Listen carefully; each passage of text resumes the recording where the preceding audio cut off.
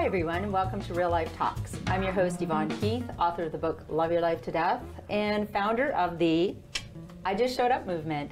So joining me in the studio today for the second time Indeed. Is my dear friend, mentor, and just a really great man, Peter Jennings. Thank you, Yvonne. I am delighted to be with you yet again on Real Life Talks. Thanks for inviting me on. Well, it's been interesting because this marks, for me, it's very significant. The time is 5 years since I took that leap of faith. Wow. Yeah, it's incredible. gone by in no time. But it really has, yeah. And decided to write a book, and we're going to talk about that, and also amazing. You've written so many books, which is incredible. We'll talk about one book in particular and how it has impacted your life and our journey together. And the last 2 years, as we say, life is a roller coaster and you have to learn how to hang on through the dips and curves. You can certainly attest to that right now. Well, my friend Dr. Chantel Coward, who I know you're going to be interviewing at some point, she is a noted mental health specialist, and she says life is not linear. And how true is that? How true is that? My goodness. So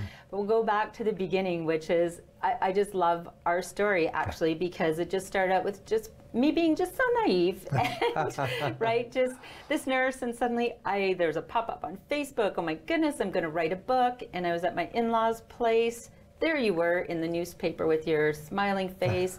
Peter Jennings, host of the show Be My Guest and local author. And I went, oh my goodness, a local author. I'm going to ask him to teach me how to write my book. And that's right, you contacted me. We got together for a coffee.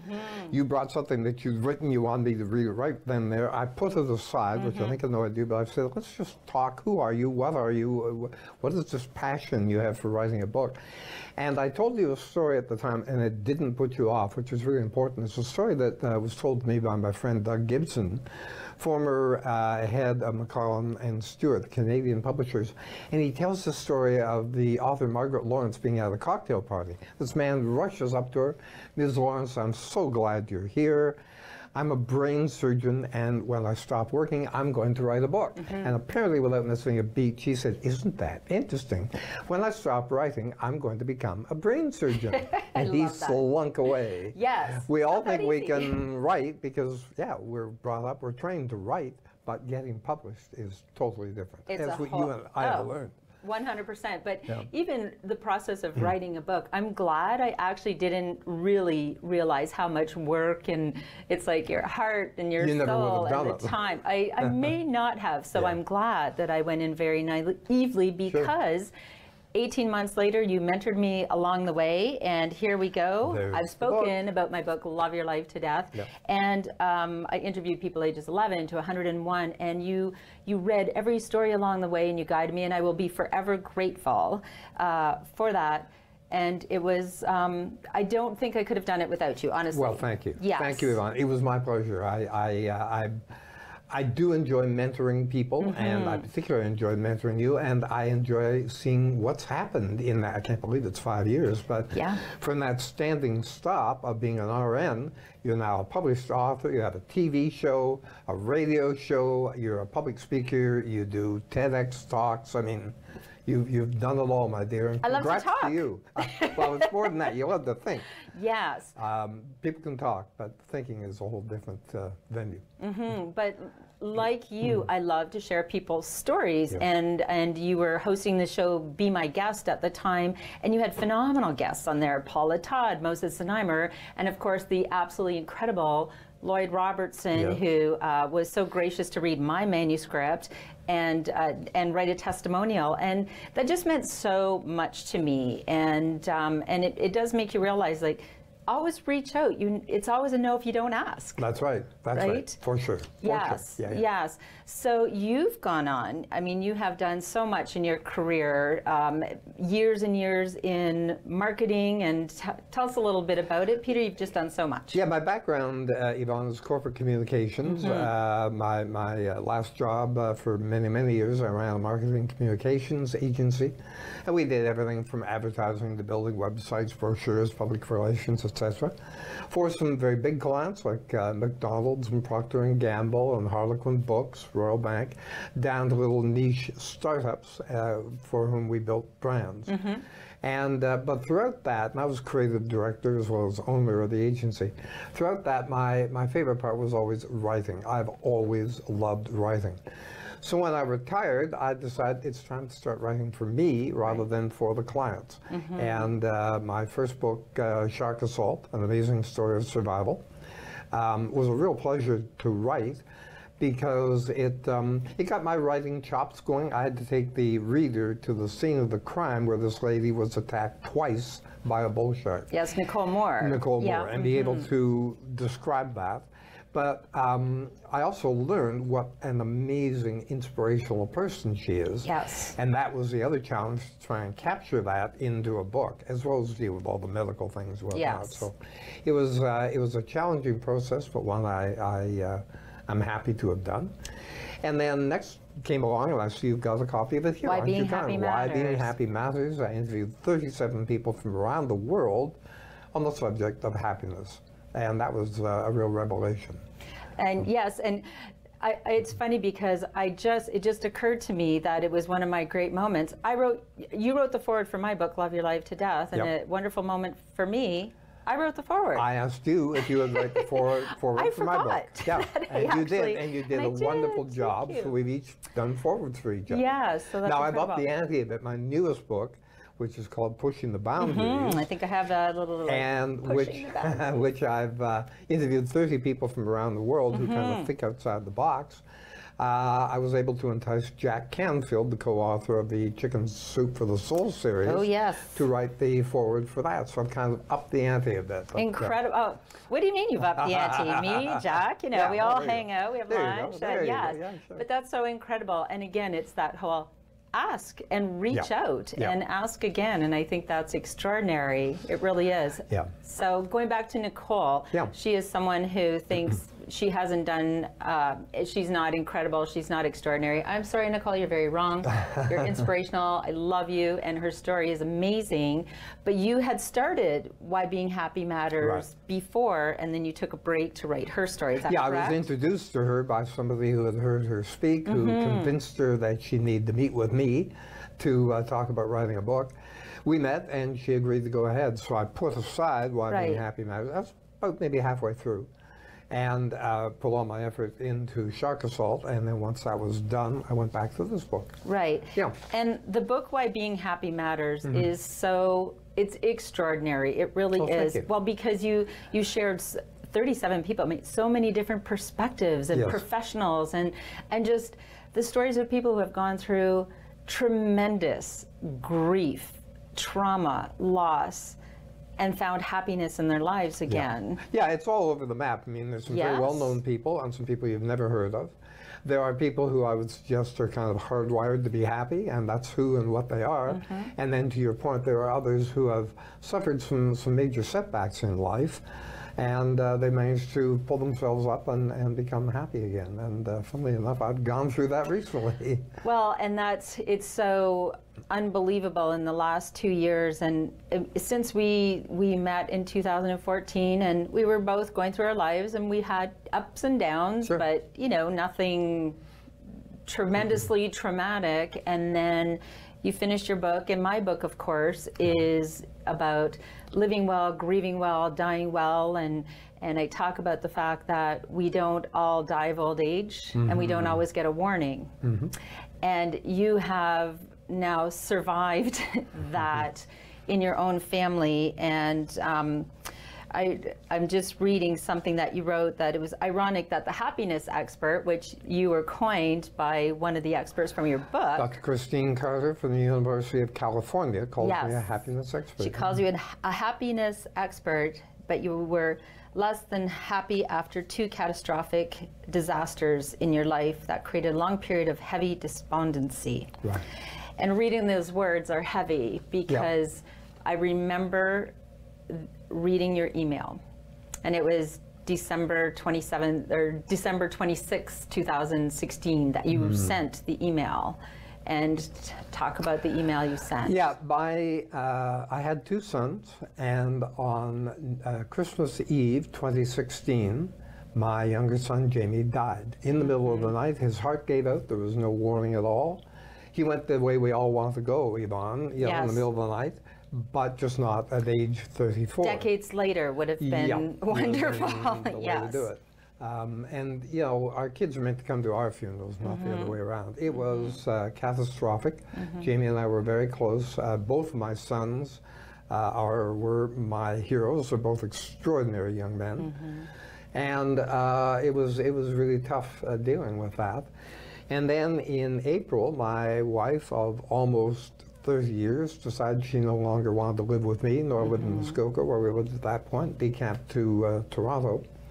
And Yvonne, I can tell you and share with your audience that losing your child and your spouse within 4 months of each other is not something you would wish on an enemy. It's just very tough to deal with. Beyond. Yeah, and so, yeah, there was a great deal of grieving that I had to go through. And, you know, my kind of go-to place has always been happiness. I've always been a happy, glass half full, optimistic, content kind of person. Yep.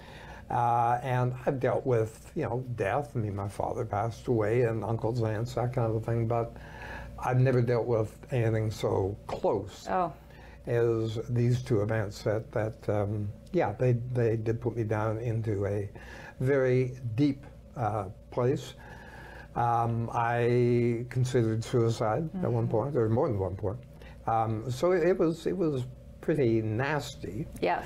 But I have fought my way back. Do you want me to talk about that at all? Well, I want to just go back for a minute, because I just think of reading that email about Jamie, and you had just FaceTimed, and his daughter, he has an 18-month-old at the time. She was that morning, and she was excited to see your dogs, Molly and Macy, in the FaceTime, and you had such a love, and you were going to have a visit. Yeah. And when I read it, we haven't talked about this, but when I read that email, I just remember feeling excruciating pain. Like, and this was, you know, just like, oh my gosh, can this be real? Yeah. And I'm laughing at myself, because I'm that person that just shows up. So I did call you, and I'm that. So I don't mind being an ugly crier, but I know my voice gets really high and pitchy. And I just remember I was hysterical in the phone. And I just thought, I'm feeling this much pain. Like I cannot imagine how excruciating it is. Yeah. Well, you're a wife, you're a mom. Imagine those being taken from you. It's, well, yes, and at that moment, and then you had to drive to Toronto and be with Jamie's young wife and young daughter, and it was just so hard to be present and to watch when you can't fix it, right? And you know, and I know that's what a lot of people avoid, because it is. I mean, Jordy and I drove to that funeral, and there is nothing comfortable. No. And that's why I say to people, don't wait for it to be comfortable. It's awful, and we can't fix it. And to look at you, and to look at, you know, your other son, Charlie, and to see how much pain was all around, and but how many people came to that funeral? There were 650 people attending the funeral at Mount Pleasant Cemetery in Toronto, the biggest cemetery in the city, and they said it was the 2nd biggest funeral they had ever had. The first being by a hockey player, which would have thrilled Jamie. Yes. Because he's a huge sports fan. Yes. But Yvonne, if I may just address your audience for a moment, because you've talked about getting in touch with me. And this is the lady who talks about just show up. Well, she doesn't just talk the talk, she walks the walk. You have been there consistently for me over the last 2 years. And I want to, first of all, I want to publicly acknowledge that and thank you for that. But I also want to say for you folks at home, if you're going through a period of tough times or challenge or despondency or whatever, Sure, if you want to get a psychotherapist, a psychiatrist, a counselor of some kind, that's important. But if you have a friend who will just show up for you, it makes all the difference. This lady has been here regularly contacting me, phoning me, emailing me, texting me, hi, what's happening, what's going on, and it makes a huge difference. So just show up's a good thing. Well, thank you for that. I didn't know we were actually going to chat that much about that, but it's true. Well, and I think that you are validating something that is so critical, and the message that I'm sharing. And who knew that in writing my book and creating the I Just Showed Up moment, that we were going to live it. I know. Right? Yeah. We were going to live it, and I knew. And there's that instinct with every email, with every, when you know your friend is suffering so much, and rightfully so. And like, let's even just say, here's some of the other things that not only, so Jamie died, isn't that just enough? And then you and your wife separated, it went your own ways. You sold your dream house. But in all that, also, when I say grief shows no mercy, your two loves are your dogs, Molly and Macy. Sure. So then in all this, when you've had enough and there's too much going on, they disappear. And do you remember, they disappeared and they came back full of porcupine quills. Oh my God. Hundreds. Come on, yeah, I know. Right? It was pretty crazy. When I say grief shows no mercy, and you're sending me this email saying, my dogs are gone and we can't find them, and well, they've just returned and they're full of porcupine. I'm thinking, and it was a long weekend. I had to drive up to Perry Sound and pay $1,600 for a vet to take the. It was awful. Come on, leave the man alone. Yeah, I mean, what's next? What am I supposed to do here? And in those moments, in those dark moments when it's like complex grief and it's hitting you in every which way, and it's the same message to people, just show up. You can't fix it. Say, oh my goodness, this is awful. No. You can't say, oh well, it's going to be okay. We want to sugarcoat it and we want to fix it. Yeah, and for those of us who are going through a painful time, the last thing we want is platitudes. The last thing we want is people saying, oh, you're going to be just fine. Yeah. And I've had people say that, and they go, of course. Really? You know this, do you? And you knew my son was going to die? You knew my wife was going to walk? I don't think so. No. So I don't want the platitudes, and I never got them from you. But, you know, yes, show up, but show up in a meaningful way, not to say you're going to be just fine, because no, maybe I'm not going to be just fine. No, but here is the thing, right? There is nowhere in our society where we talk about this before, so that people actually have a foundation and maybe some coping skills and strategies to just show up without, oh yeah, that's right, it's not my job to fix it. Oh yeah, that's right, when I at least someone that is not helpful. These are the conversations that we just don't have with people. Right. And we focus on mental health issues, which I think is very important, but I say, I promise, unresolved and unsupported grief either causes or compounds mental health issues, and not knowing what to do when grief hits us. Yes. And then comes back when we're down. And then your dogs show up with porcupine quills. Oh my goodness. Wow. So going back to your book, Why Being Happy Matters, and I love that I remember sending you one email. Peter, reread your book. Reread my book and reread your book. Yeah. Which I did. And if any of you out there are writers, you'll know that can be painful, because, of course, we have to abandon our books at some point to get them published. And so rereading your book is, oh, I should put a semicolon there. Oh, I should change that verb. Oh, Yes. But I got rid of that. And, I learned and relearned from so many of the people that I interviewed. You know, the chief thing, Yvonne, that I learned was, and virtually everybody said this to me in one way or the other, don't look for what you don't have. Be thankful for what you do have. Right. I recognize, I do a lot of reading, I do a lot of thinking, I do a lot of self-help stuff, and I recognize that in my life, I'm a guy who lives to love and be loved. And when that's not part of my life, that's a huge gap. Yeah. And so I fought against that and played the victim card and did all the things one shouldn't do. And finally reread my book and reread your book, Dealing with Grief. And yes, I did learn from that. And I'm well on the way to being happy again. I would say I'm content. Yes. And basically being more acceptant of what I call my new normal. It's not the normal I'd like, but it's what I'm now accepting. And I would suggest that anybody who's fighting against anything is not happy. If you're happy, you go, terrific. If you're not happy, you go, oh, I got to fight against that. I got to change it. Got to change it. I've given up fighting. Good. I've given up trying to change. I am acceptant.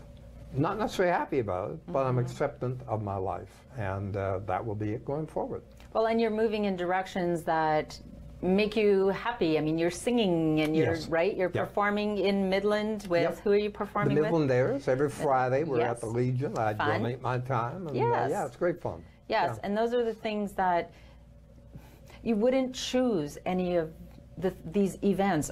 No one would choose them, but you get to choose what you do with them and how to move forward. And of course my writing. I love writing, and I'm writing 1 to 3 books at the moment. So that keeps me out of the pool halls and off the streets. But that brings joy. It truly does. Well, and your books they're inspirational, they're well written, they're excellent. But and you said when you reread your book, 3 really important points came up for you. We are each accountable for our own contentment in life. I believe that happiness is a choice. I've had this debate with people, but I do believe you either choose to be happy or unhappy. If you choose to be happy, it may take some work. I'm not saying it's always there, just sitting there welcoming, hey, now I want to be happy, I'm going to be happy. But it is a choice that you make. And if you choose to be happy, then you'll get there. Yeah, and there are definitely times in life, obviously, where you just have to acknowledge and allow the sadness, the grief, everything. I mean, everything that you were going through, right after Jamie died, and for however long it takes.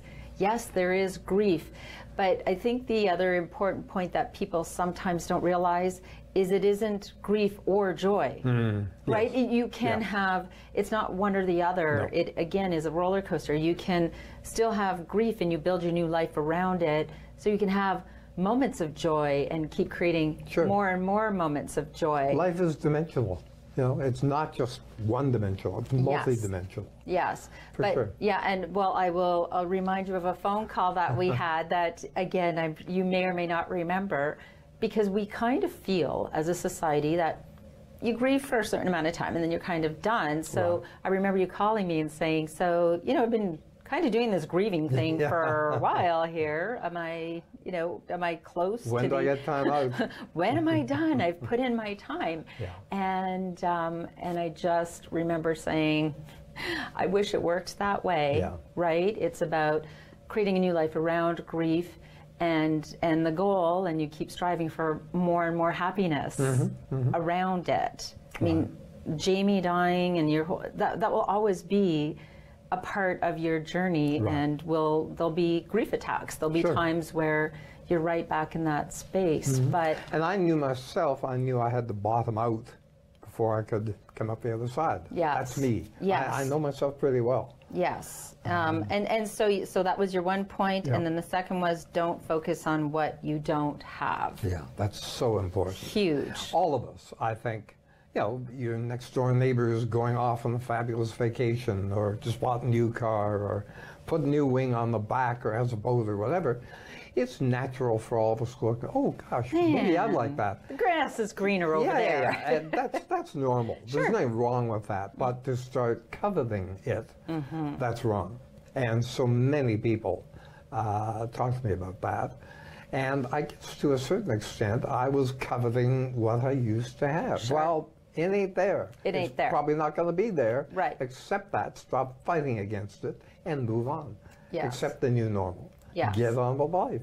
And here I am. Oh, and here Smiling. you are. And I have to say, as your friend and having been there in the trenches with you and was happy I wouldn't say happy to be there, but willing and able to just show up. It is so wonderful to see you. You have joy, you have happiness. It's a whole different, and it doesn't mean that you won't have hard times again, but overall, you never know what awaits on the other side of grief. You can find joy in your life again, and that's an important point. For sure. And then the third one, you said, keep those whom you love and who love you close by. Yeah, so important, so very important. And it's easy to forget that, you know. And that's family members, perhaps, but it's friends. It's friends like you. Keep you close by because you help me, and hopefully I help you. Absolutely. We helped each other. Yes. And that's so, really, really important. Yes. Well, I think that everyone should read the book, Why Being Happy Matters. Here, let me just make sure.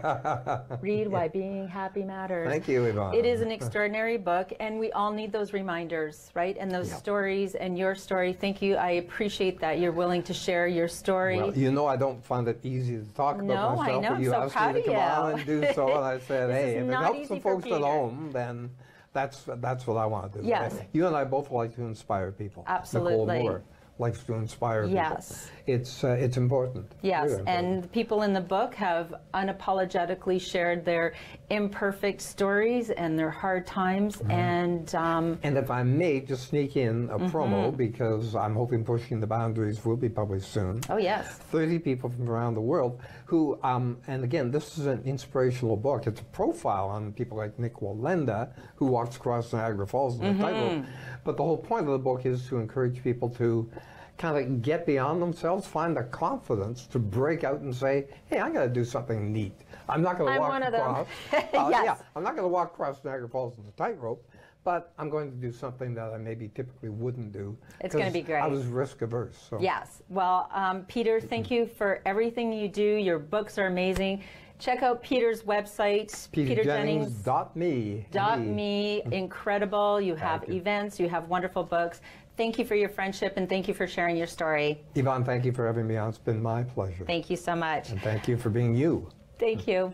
So thanks for joining us today. Real Life Talks is about learning how to just show up for yourself and others and to be empowered and resilient. So if you want to be able to just show up, my call to action is always plan your life, plan your death, and then just love your life to death. And always bring your own tambourine to the party. Thanks. Bye for now.